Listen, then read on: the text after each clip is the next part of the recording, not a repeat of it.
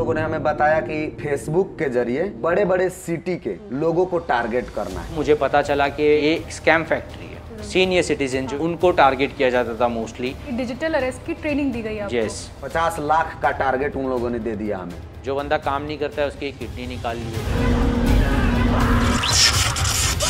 मुझे 7-7, 10-10 मिनट तक का शॉक दिया गया। मेरे पेट में चाकू मार रहे हैं, मेरे सीने में चाकू मार रहे हैं। मुझे ये लग रहा था कि शायद मैं घर पे नहीं जा पाऊंगा, अपने मम्मी पापा के पास नहीं जा पाऊंगा, अपने बच्चे लोगों को नहीं देख पाऊंगा। इसी तरह का लाखों लोग वहाँ पे फंसे हुए हैं।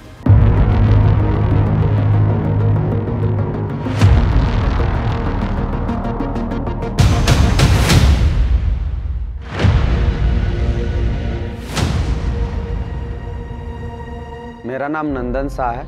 मैं पश्चिमी चंपारण बिहार का रहने वाला हूँ।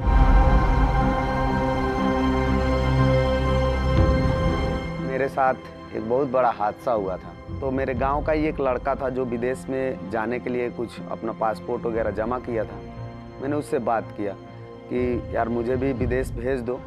मेरा एक टिकट उन्होंने दिया दिल्ली से कोलकाता और कोलकाता से वियतनाम। उन्होंने बताया कि इलेक्ट्रिकल वर्क के लिए ही जाना है।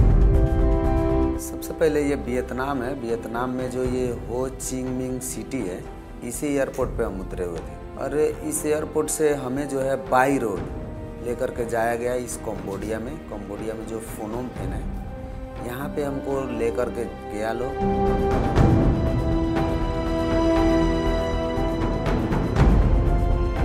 जब हम लोग बॉर्डर पे पहुँचे तो बॉर्डर के बाद वहाँ हमारा फिर वीज़ा लगा। मुझे बोला कि तुमको जो है रिवर साइड एक जगह है, वहाँ जाना है।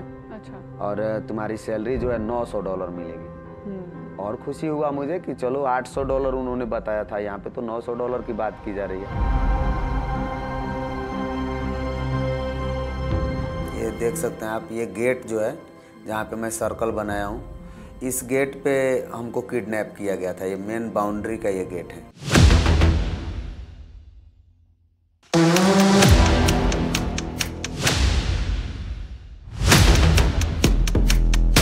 इंडिया में पहली बड़ी कार्रवाई की है महाराष्ट्र साइबर ने। 60 महाराष्ट्र के यूथ को हम लोग म्यांमार और थाईलैंड से सिक्योर कर यहाँ पर लाने पर सफल हो पाए हैं।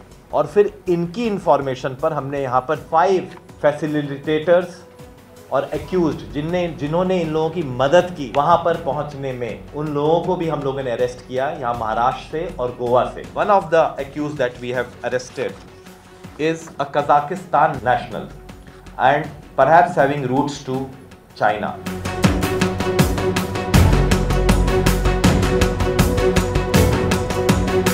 साइबर स्लेवरी एक नया form of cyber crime last 1 year से बहुत पॉपुलर हुआ है। लोगों को हाई पेइंग जॉब्स ऑफर किए जाते हैं, एजेंट्स बनाए जाते हैं, इंटरमीडियरीज बनाए जाते हैं, फैक्ट्री लाइक सेटअप बिल्डिंग्स में उनको ट्रांसफर कर दिया जाता है और उनके पासपोर्ट तुरंत जब्त कर लिए जाते हैं। नॉर्मल गन्स नहीं, AK-47 टॉटिंग सिक्योरिटी पीपल जो उनको डराते हैं, धमकाते हैं और साइबर क्राइम की तरफ धकेलते हैं। इनमें मेनली 3 कंट्रीज के नाम आते हैं, जिसमें लाओस, कंबोडिया और Myanmar. Most of them are 20, 22, 25। Average आप देखोगे तो 25। समझ कम होने की वजह से इनको लगता है कि यार मिल गया, इजी है तो निकल जाएंगे, और एक बार निकल जाने के बाद में ये सब फंस जाते हैं।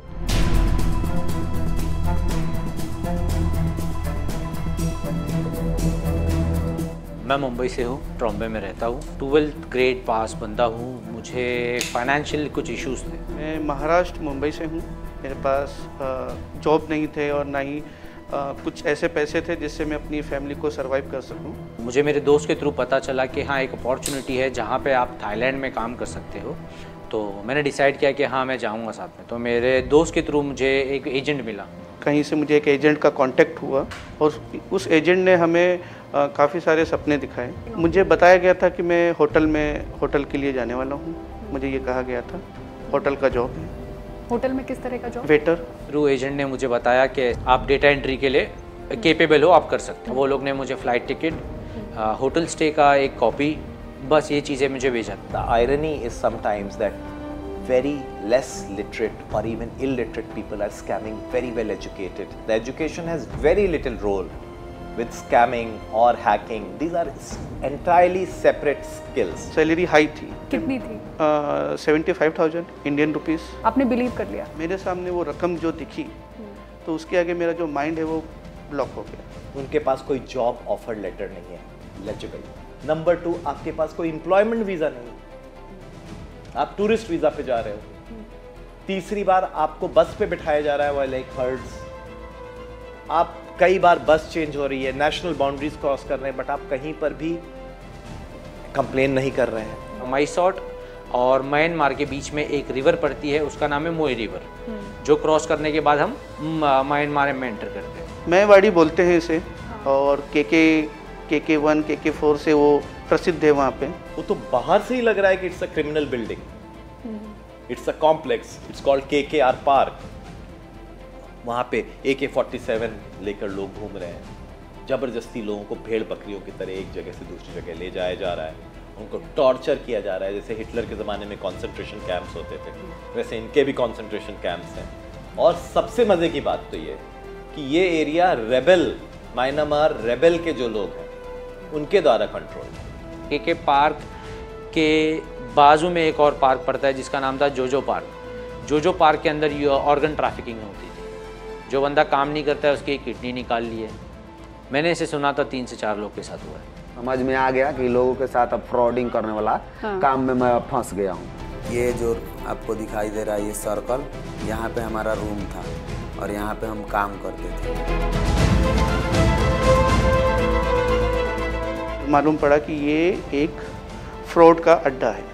तो हमको सीधा लेकर गया एक ऑफिस के अंदर जहाँ पे हमको काम कर फोर्स किया जा रहा था कि काम करो। सुबह वो हमको ट्रेनिंग के लिए लेके गया, शाम को वो पूरा नज़ारा मैंने देख लिया था जिस तरीके से है। 50 लाख का टारगेट उन लोगों ने दे दिया हमें। 50 लाख जो है रुपया आपको महीना दिन में कलेक्ट करके लोगों से लूट करके कंपनी के अकाउंट में डाल देना है। हम लोग काम करते थे। ये सिस्टम में देख रही हैं जो इसमें लगा हुआ है टाइपिंग स्पीड, ये बगल वाला जो है वो टाइपिंग कर रहा है और मैं वीडियो बना रहा था। यहाँ पे लगभग नहीं, हम लोग टोटल 16 आदमी थे उसमें, जिसमें एक पाकिस्तानी था, ये जो सामने वाला दिख रहा है ये वाला पाकिस्तानी है, और बाकी हम सभी लोग बिहार के और इंडिया के लोग थे। और उसमें मेरे साथ में जो लोग थे वो कारपेंटर थे, राजमिस्त्री थे, कोई पेंट का काम करने वाला था। इन सबको अंग्रेजी की स्क्रिप्ट दी गई? इन सबको इंग्लिश का स्क्रिप्ट दिया गया, और ये जो कभी कंप्यूटर देखा भी नहीं होगा, शायद कंप्यूटर का सी भी नहीं जानता होगा, उसको कंप्यूटर चलाने की ट्रेनिंग दी जा रही थी। और यहाँ जो आप लोग टाइप कर रहे हैं, ये क्या वो जो स्क्रिप्ट दी गई थी वही टाइप कर रहे हैं? नहीं, वो 1 मिनट में कितना वर्ड्स आप टाइप कर सकते हैं वही स्पीड टेस्ट हो रहा है। और कितने घंटे आप लोगों को ये करना पड़ता था? टोटल 12-13 घंटा हम लोग को बैठना पड़ता था। माथा जब नर्वस हो जाता था ना, एनी टाइम सिस्टम पे बैठे तो ये सिगरेट पीना पड़ता था वहाँ पे। तो डिब्बा का डिब्बा सिगरेट वो लोग कंपनी वाले देते थे। हर एक चीज़ मिलता था, खाने के लिए, नशा करने के लिए, जो चीज़ मतलब नशा करने के लिए। नशा वहाँ पे बिना नशा का कोई रह ही नहीं सकता है, जिंदा ही नहीं रहेगा। क्या नशा करने के लिए क्या मिलता था? सिगरेट देता था लोग, बियर देता था लोग पीने के लिए, ड्रिंक जो भी पीना है वो पीजिए। जो सामने से आ रहा है ना वो आके देखता था कैसे कौन क्या कर रहा है, तो वही सब मतलब जाकर उधर बताता था लोग। तो वो लोग आके फिर हम लोगों से ये वियतनामी आदमी था। ये शीशा के उस साइड में जो सिस्टम लगा हुआ है वो कहीं दूसरे कंट्री का वो वहाँ पे प्लेटफॉर्म लगाया गया। हमारा प्लेटफॉर्म जो शुरुआत हो रहा था वो इंडियन प्लेटफॉर्म के नाम से चालू किया जा रहा था। ठीक है। जैसे उन लोगों ने हमें बताया कि फेसबुक के जरिए बड़े बड़े सिटी के लोगों को टारगेट करना है। जैसे कि कौन? जैसे मुंबई, दिल्ली, कोलकाता, गुजरात, जो बड़े बड़े मेन सिटी हैं जहाँ पे रिच लोग हों। वो लोग बोल रहे थे कि don't target the poor man, only rich man. हमें ये कहा गया था कि फेसबुक रहता है, उस पर आपको हाई प्रोफाइल लोगों को, और एक ये इंस्टाग्राम क्या नाम है, लिंक्डइन, यस, इस पे हाई प्रोफाइल लोगों के जो ये स्टेटस लोग छोड़ते रहते हैं ऑलरेडी। जब भी कोई नई गाड़ी या और कुछ लेना हो, नया घर लेना हो, तो ये फेसबुक में, इंस्टाग्राम पे पोस्टेड करते रहते हैं। तो वो खुद पब्लिक जो खुद है अपने बारे में बता देती है उसमें मोस्टली 60% तो वो बता ही देती है। 1.5 महीने में कितने ऐसे प्रोफाइल आपने छांट के उनको दिए? हाँ, 1.5 महीने में पर डे में समझ लो 15 से 20। तो मैं वहाँ पे देख रहा हूँ कि एक 16 साल का लड़का एक रोल्स रॉयस चला रहा है, 18 साल का लड़का एक बेंटली चला रहा है। बहुत सारे विक्टिम्स ने 40-50 लाख रुपए कमा लिए। इतना ल्यूक्रेटिव बिजनेस हो गया है। It relates to digital arrest, virtual kidnapping, sextortion, ransomware, OTP frauds and any type of fraud where threats, online threats are required. So फिर आपको हमारे फिर दिल्ली साइबर क्राइम डिपार्टमेंट में फिजिकली अपेयर होना होगा। जी। मेक श्योर करें आपका आधार कार्ड तो नहीं है मेरे पास अभी। पता कि आपको एक पुलिस वाले की यूनिफॉर्म पहनकर अपने आप को एक पुलिस वाले का ऐसा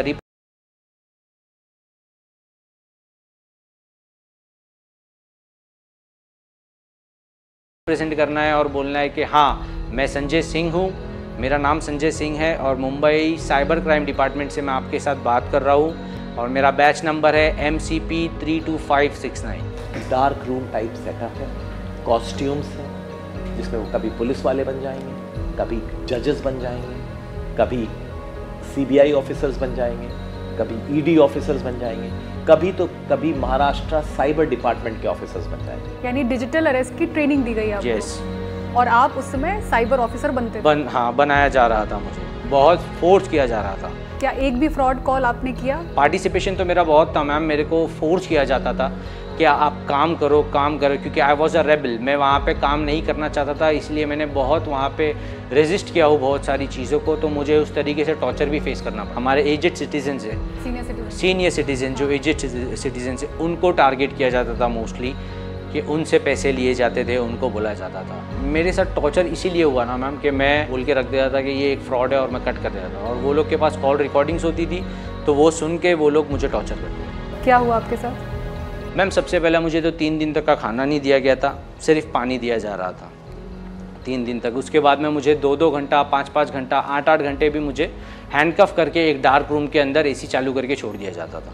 हैंडकफ दोनों हाथ में, यहाँ पे एक हाथ पे ऐसे और एक हाथ पे ऐसे। यहाँ पे मुझे हैंडकफ का निशान था, ये मुझे शॉक बैंड का है, मुझे 7-7, 10-10 मिनट तक का शॉक दिया गया। ऐसा पैर को ऐसे बांध देंगे वो लोग, बेल्ट होगा, बेल्ट के साथ में आपको यहाँ से भी टाई करेंगे, यहाँ से भी टाई करेंगे, और आपके हाथ को चेयर पे इधर पे और इधर पे टाई करेंगे, और आपको बेयर चेस्टेड बिठाएंगे। फिर उसके बाद में आपके साथ में ये सारे शॉक ट्रीटमेंट्स और मारना वगैरह ये सारी चीज़ें होती। मैं एक मुसलमान हूँ, ठीक है, हम लोग कभी पोर्क वगैरह नहीं खाते, स्टीम राइस आता था और उसके साथ में एक इतना लंबा पोर्क का टुकड़ा।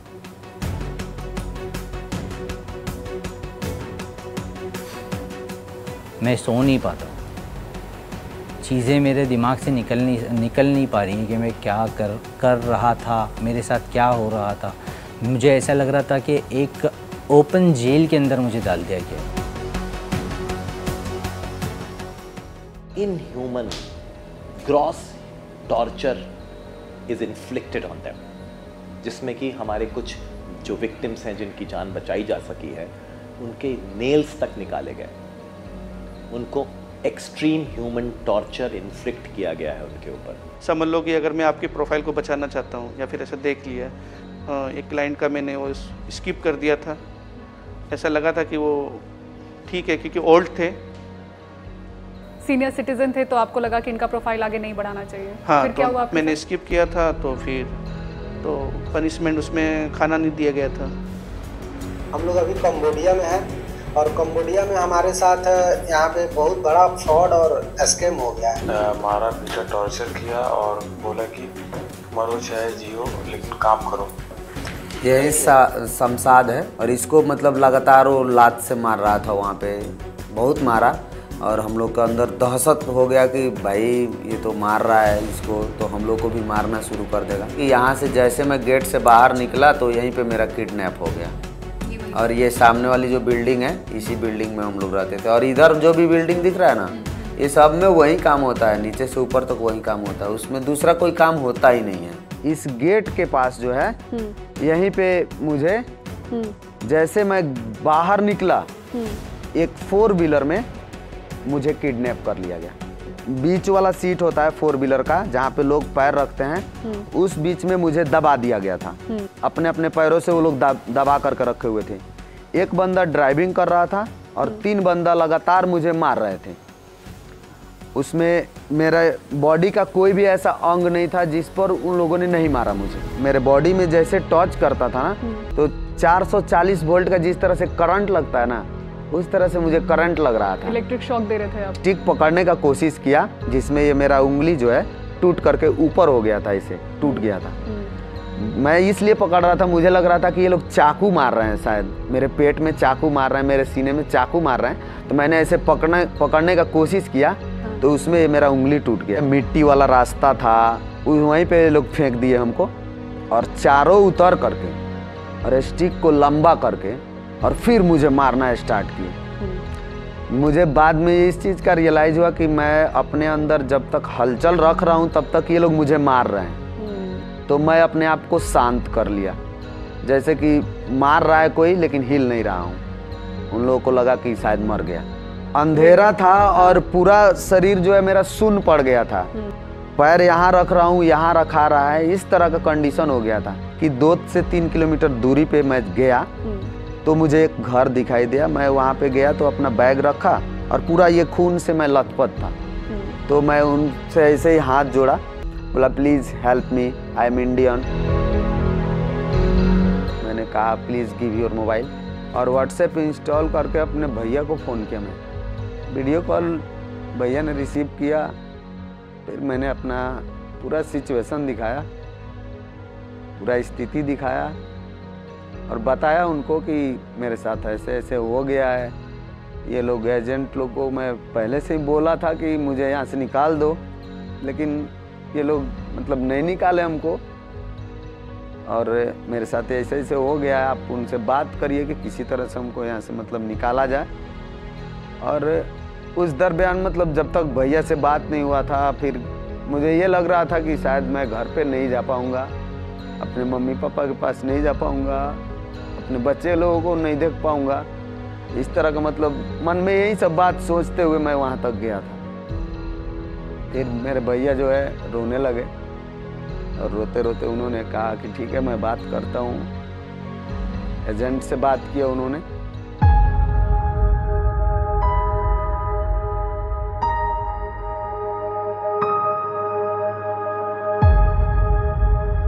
आपने ये एजेंट से पूछा नहीं कि तुमको पता नहीं था कि तुम कहाँ भेज रहे हो मुझे? पूछा हमने। क्या जवाब दिया? मैंने कहा कि सिकंदर भाई आप तो बोले थे हमको कि इलेक्ट्रिकल वर्क में भेज रहे हैं, और यहाँ पे जो है ये फ्रॉड वाला काम हो रहा है। तो उन्होंने कहा कि भाई मुझे पता नहीं था।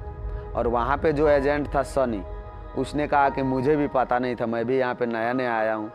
सब कोई मतलब अपना अपना पल्ला झाड़ने लगे। Agent is getting this, I think somewhat around $1,000 पर पर्सन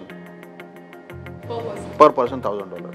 देखो एक बार बाहर निकल जाए ना, तो उनमें से भी कुछ एजेंट करके काम करते हैं। मैं काम कर रहा हूँ तो मेरे साथ में, मैं वहाँ जाने के बाद में और कुछ लोगों को वहाँ पे बुला रहा हूँ। जब मैं बोलने लगा कि मैं सीरियसली नहीं कर पाऊँगा, तो मुझे बोला गया कि आप एक काम करो, आप 300 के थाई बात पे करो और चला जाओ, जो इंडियन रुपीज़ में कन्वर्ट होने के बाद होता है 7.5 लाख रुपए। आप पे करो, आप चले जाओ। मैं एक मिडिल क्लास फैमिली से आता हूँ और मेरे लिए 7.5 लाख रुपए अब मायने लगते हैं। इसीलिए तो $3,500 जो रिपे करने हैं ना, वो इसीलिए करने हैं क्योंकि वो पेमेंट हो रहा है उनका एडवांस में। कम से कम 1 साल तो उनको काम करना है वहाँ पे। अदरवाइज वो 1 साल के लिए जो कॉन्ट्रैक्ट उन्होंने फेक कॉन्ट्रैक्ट्स उनके हैं, तो वो आ ही नहीं सकते इंडिया में रिटर्न। मैंने कन्विंस किया और मैंने एक अमाउंट सेट करा कि आप ये अमाउंट पे कन्विंस हो जाओ कि मैं पैसा दूँ और चला जाऊँ। कितने? मैंने 3 लाख के उसमें कन्विंस कर दिया। जो मैंने जी मैंने 2.5 लाख रुपए पे भी कर दिया कंपनी को। 2,60,000 रुपये मैंने कंपनी को पे किया हो। और जब मैं पे कर दिया उसके बाद में रेस्क्यू अनाउंस हुआ। म्यांमार आर्मी आई, उन्होंने पूछा गया कि क्या करना है, आपको जाना है कि क्या करना है। रेड पड़ी? रेड पड़ गई, यस रेड पड़ी। ठीक है, फिर? तो हमने कहा नहीं, हमें तो जाना है। तो ऐसे करके हमारे जैसे बहुत सारे लोग वहाँ से निकले। हर एक को नहीं निकाला गया, जो लोग निकलना चाह रहे थे उनको निकाला गया, जबकि उनको पता था कि यहाँ पे इलीगल एक्टिविटी हो रही है, फ्रॉड किया जा रहा है। आज आप बोलेंगे म्यांमार, कंबोडिया, लाओस, कल आप पता चलेगा South American countries like Colombia, Brazil, Chile, ये हो जाएंगे। क्योंकि cyber crime, internet knows no boundaries, respects no boundaries. Last year revenues from cyber crime by scamsters was in excess of $6 trillion, which is more than the economies of many nations. क्या hierarchy है, mastermind कौन है, वो chain क्या clear हो पाया है? देखिए, जो साउथ एशियन कंट्रीज हैं उसमें जो किंग पिन्स हैं वो मोस्टली चाइनीज या ताइवानीज। एक तरह का पूरा सिस्टम बनाया है, हायरार्की बनाई है। इंडियंस को प्रलोभित करने वाले इंडियंस ही होते हैं, बट उनको इंडोक्ट्रिनेट करने वाले फॉरेन नेशनल्स होते हैं। जो most of 40 acres and above का एरिया है, यहाँ अलग अलग कंपनियाँ उनका सेटअप है, और अलग अलग कंपनियों में से एक DBL करके एक कंपनी थी। एक्चुअली वो पहले नेपाल में थी, लेकिन कोई कारण की वजह से वहाँ उन्होंने बंद किया। उसके बाद वो म्यांमार चली गई। वहाँ पे वो फर्स्ट बिफोर 2024 से पहले वो सिंगापुर को टारगेट करती थी, लेकिन उसके बाद 2024 में मई के बाद वो इंडिया को भी टारगेट किया। जब इंडिया के लैंग्वेज के लिए उन्हें इंडिया में रिक्रूटमेंट चाहिए था, तो उन्होंने यहाँ के एजेंट्स को वो रिक्रूटमेंट दिया है। हर एजेंट जो रिक्रूट करता है वहाँ पे भेजता है, तो उन्हें $1000 वहाँ मिलता है एज अ कमीशन बेसिस। तो इसकी वजह से वो मोस्ट ऑफ एजेंट भी उन्हें ज़्यादा से ज़्यादा रिक्रूटमेंट देते हैं और वहाँ लेके जाते हैं। इसलिए सबसे पहली चीज़ थे आपकी extreme willingness to come, only then you will be rescued. That is the main thing, and the red tapeism and the kind of paperwork needed for a rescue operation is immense. बहुत जटिल है। कितना layer of approvals लगते हैं? बहुत सारे layers of approvals हैं, but दोनों कंट्रीज के टॉप पॉलिसी मेकर्स को पहले इन लाइन आना पड़ता है, which is the biggest thing. जिस कंट्री के साथ आपके उतने अच्छे रिलेशन नहीं चल रहे, वो आपको शायद हेल्प भी ना करे डिप्लोमेटिक चैनल्स के थ्रू। ये आर्मी के लोग भी पहुंचे, लेकिन वही लोग निकले जो निकलना चाहते थे, जो अपनी मर्जी से काम नहीं करना चाहते थे। आप जो यहाँ पे अभी जिन लोगों को देख रहे हो, ये वो लोग हैं जिनकी ज़मीर ने गवारा नहीं किया कि ऐसा कोई काम हम करें, और जो लोग फ्रॉड करना चाहते थे उनको आर्मी ने टच नहीं किया। वो सेंटर बंद नहीं हुआ, स्कैम सेंटर चल रहा है। वो चल रहा है, वो अभी भी चलता है, और वहाँ पे शायद अभी भी लोग जा रहे हैं। जिस तरह से उन लोगों ने मुझे मारा था, उस सिचुएशन में मैं वहीं पे मर गया रहता, तो मेरे डेड बॉडी से शायद ये लोग नहीं मिल पाते। मेरी बीवी इंतज़ार करती कि हैं कहीं ना कहीं हैं, वो ज़रूर आएंगे। मेरी माँ इंतज़ार करती कि वो कहीं ना कहीं है, मेरा बेटा आएगा। मेरे भैया इंतज़ार करते कि कहीं ना कहीं है, मेरा भाई आएगा, और ढूंढते रह जाते और मेरा पता भी नहीं चलता। इसी तरह का लाखों लोग वहाँ पे फंसे हुए हैं।